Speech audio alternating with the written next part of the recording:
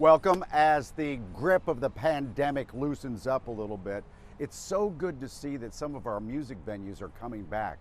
So we wanted to showcase especially some of the smaller venues that have been struggling. Let's support them again, because there's some really good music right now in Philly. In a city full of arts and culture, the shutdown caused by the pandemic has been devastating on so many of our favorite small live music venues. You know, going from a club that was the hottest jazz club in the city, packed every night, and the band's blowing the roof off of the place, to hearing crickets. The energy in this space used to radiate. Packed dance floor of people, you know, whether it's a jam show or a New Orleans brass band or a reggae or hip hop show. The energy's crazy. It's late nights, crazy fog machines, crazy lights. We were told 2 weeks we were going to be closed, and we knew it was going to be a lot longer than 2 weeks. I wasn't running the show intimately, but I was downstairs in my office, like just basically canceling things while this live show was going on. And I was just looking toward this being like, this is it, this is the last one. The void left by not having that space at MilkBoy South Street has been a large void. And it's been hard to fill, not just from our end, but from any location in the city that's doing similar things. Venues who could had to pivot to maintain.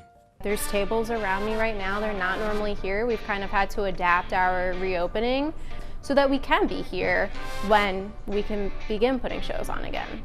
Warehouse on Watts found their space on Twitch and began live streaming. We're able to create a platform for artists to come and to get out of their houses and socially and safely practice. Not everyone has the money to have turntables, CDJs, mixers, sound equipment, to listen to their own stuff and be in an environment where, you know, the lights are dim and we can create that again. So it's been kind of like a hub, not only for us, but especially artists. Chris's Jazz Cafe also moved into the live streaming world. We had to change. We had to put in a recording studio and do all of our shows live streaming. But because of the live show that we're doing right now, we have something really special that's going to be coming up when we do open, and that's going to be the only live show jazz in Philadelphia that has a studio audience. The Ardmore Music Hall used the time to tackle some long-planned renovations. A lot of the time now has been spent with the room in different stages of disrepair and tear down and rebuild. In a lot of ways, that's been a breath of fresh air, because even though the stage has been empty a lot of the year, it's also been a constant state of kind of renewal. As people get vaccinated and restrictions start to lift, we must keep our hopes realistic for reopening. But we can't imagine. It would be great just to have that looming threat of, will this hurt people? Not there. It'd be great to not have that. Were that not there, it would just be everyone that I love, that I've worked with, in this huge building, hugging.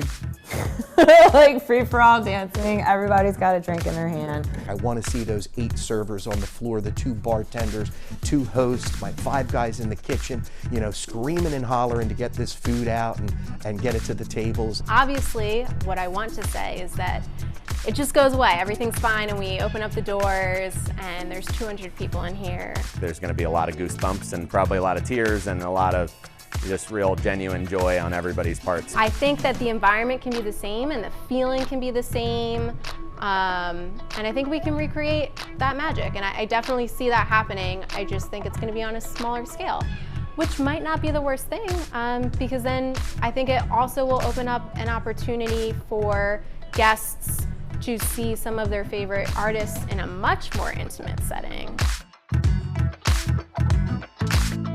Hey, if there's a music venue that maybe I don't know about, hit me up on Twitter. Let us know. Maybe we can go out and do a piece on them. Hit me up on Twitter.